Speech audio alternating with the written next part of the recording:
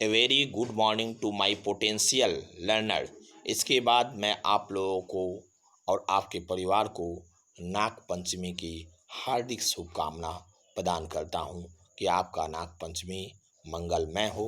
और इन्हीं चीज़ों के साथ हम लोग अध्ययन करने के लिए अग्रसर हो रहे हैं।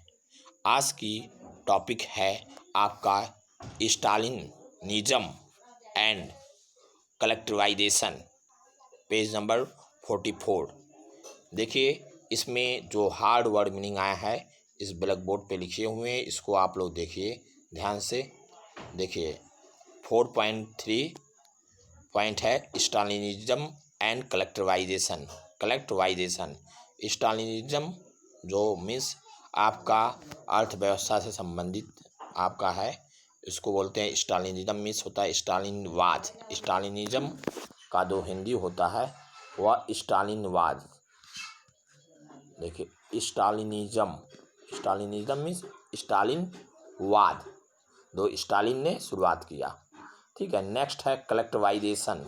कलेक्ट से कलेक्टिवाइजेशन मीन्स सामूहिकरण, सामूहिकीकरण करना, सामूहिकरण करना, एक साथ मिलाना। ठीक है, ओके।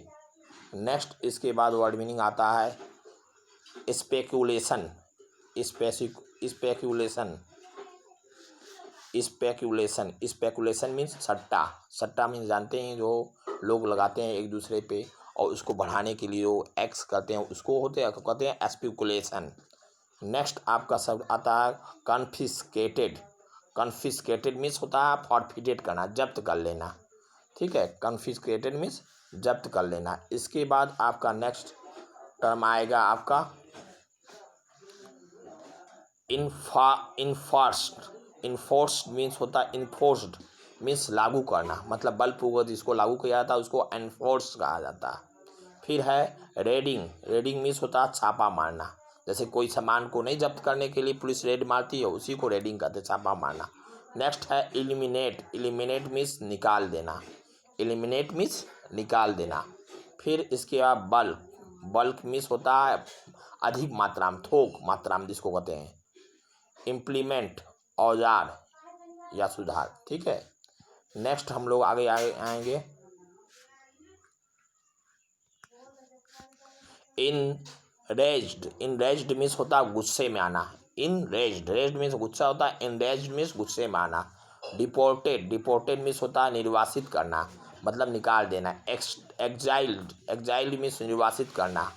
अनसिम्पैथेटिकली, अनसिम्पैथेटिकली मीन्स होता है असमान रूप से। स्पाइड मीन्स इसके सिवा। डिवास्टेरिंग, डिवास्टेरिंग का देखिए यहाँ मिस हो गया है। डिवास्टेरिंग मिस होता है आपका मतलब नष्ट कर देना, तहस नहस करना। फाइमिन, फाइमिन्स मिस होता है आपका अकाल। फाइमिन्स मिस अकाल। नेक्स्ट यहाँ पे आते हैं हम लोग, जो कठिन वर्ड है आपका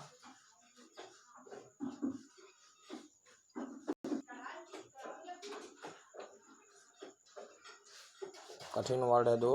अब हम लोग यहाँ पे आते हैं कि देखिए क्रिटिसाइज। क्रिटिसाइज मिस होता आलोचना करना। कॉन्सिक्वेंस मिस होता परमार। कॉन्सिक्वेंस मिस आपका परमार।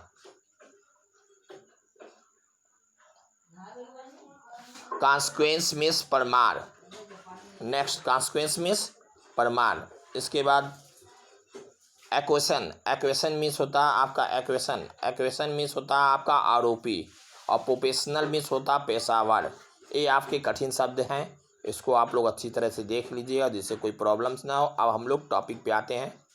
हम लोग की टॉपिक जो है यहाँ से शुरू होगी। यस, अब देखिए टॉपिक की पहली शुरुआत यहाँ से हम लोग करेंगे।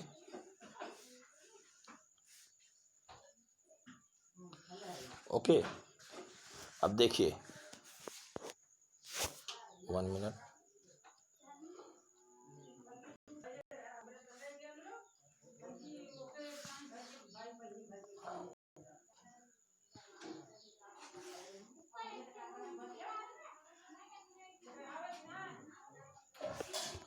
ओके माय डियर स्टूडेंट, अब हम लोग इस टॉपिक पे जाते हैं और इस टॉपिक को टच करते हैं। ठीक है, पहला, the period of the early planned economic was linked to the disaster means आपदा of the collectivization of agriculture by 1927 at which by 1927 at which 1927 to 1928 the towns in the Soviet Russia were facing an acute problem of grain supplies. The government fixed prices at which grain must be sold, but the peasant refused to sell their grain to the government buyer at this price. Means इसमें यह बताया जा रहा है कि इस line में जो आपका है द गवर्नमेंट इकोनॉमिक, मतलब अब इकोनॉमिक प्रॉब्लम्स आ गई। नियोजित अर्थव्यवस्था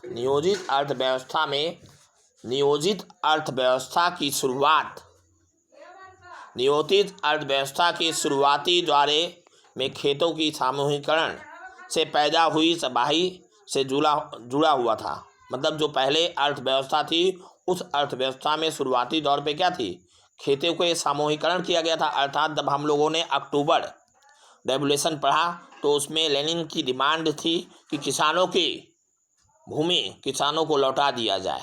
तो किसानों की भूमि किसानों को लौटा दिया और इसके बाद डिस्ट्रीब्यूशन भी हो गया कि उसका पार्टिसिपेशन भी हो गया कि सब में बांट दिया जाए। तो छोटे छोटे खेत सब के पास हो गए।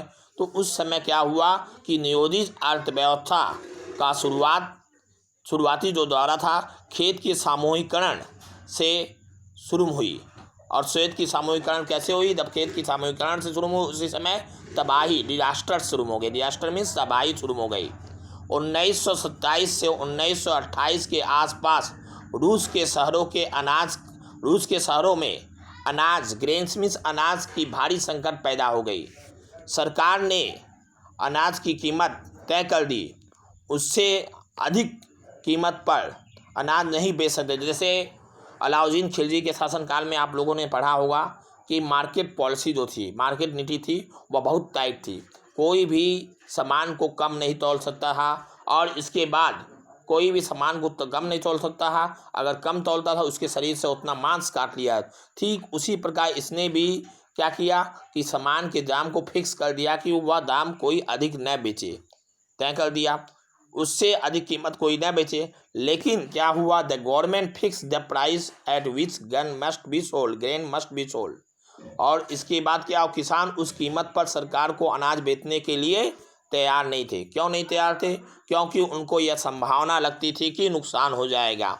फिर नेक्स्ट हम लोग जाते हैं आगे वाले टॉपिक पे। देखिए यहाँ पे जिस प्रकार लेनिन था, लेनिन के मरने के बाद उसका बागडोर संभालने वाला स्टालिन था। वह बागडोर संभाल लिया उस पार्टी का और इसके बाद वह उस साम्राज्य पर राज किया।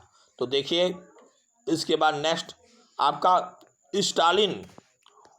Stalin who headed the party after the death of Lenin introduce firm emergency measure. He believed that rich peasant and traders in the countrysides were holding stocks in the hope of higher price.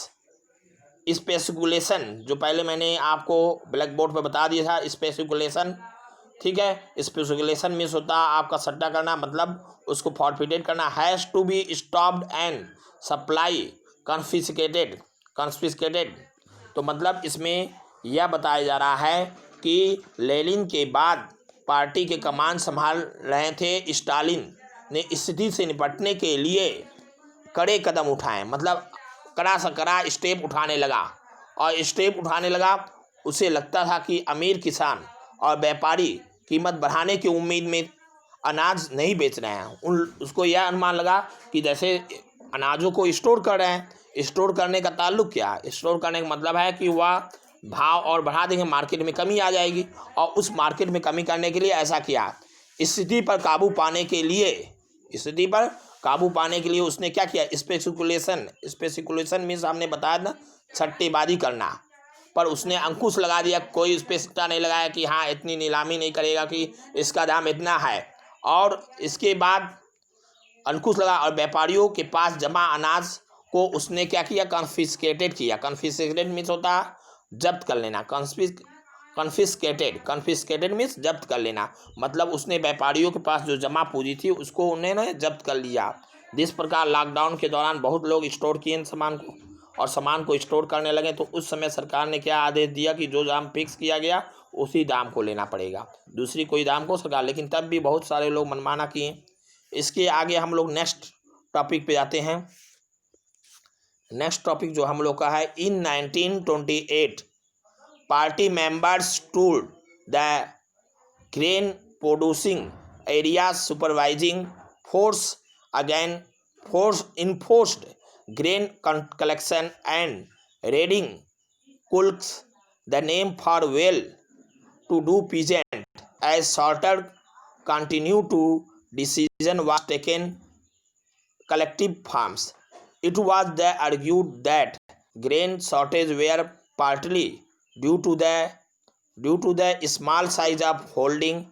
After 1917, land had been given over to the small size of holding. After 1917, land had been given over the peasant. These small size peasant farms could not be modernized to develop modern farm and run them along industrialized line with machinery.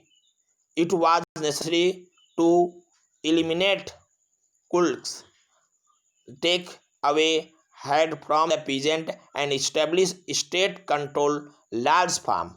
Means यह कहने का अर्थ है कि इसमें 1928 में party के सदस्यों ने अनाज की जो उत्पादन प्रोड्यूस हो रही थी उस उत्पादन इलाकों पर दौरा किया, अर्थात राउंडिंग हुई। और राउंडिंग के दौरान क्या किया, उन्होंने किसानों के जबरन, किसान के पास जो अनाज थे उस जबरन अनाज खरीदा और कुल्कों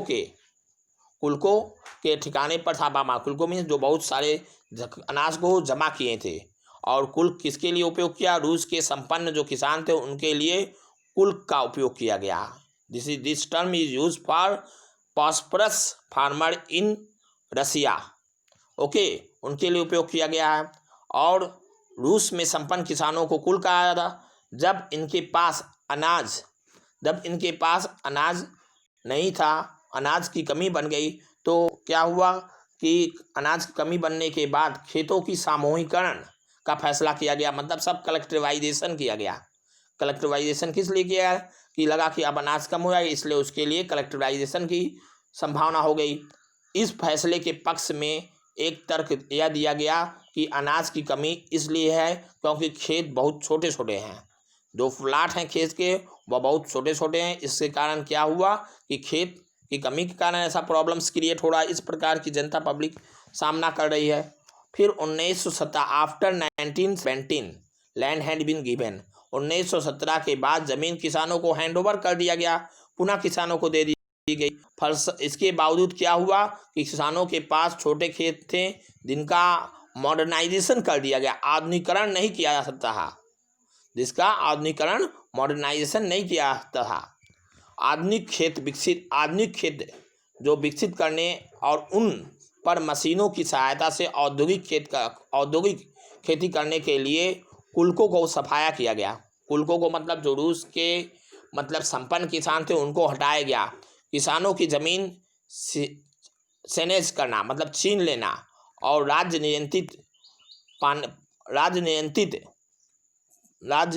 करने वाली अवैध land peasant and establish the control large farm, और राज्य नियंत्रित या विशालकाय खेत बनाना जरूरी माना गया। जितने भी विशाल खेत थे उनको क्या किया गया, नियंत्रित करके अपने अधिकार में ले लिया गया।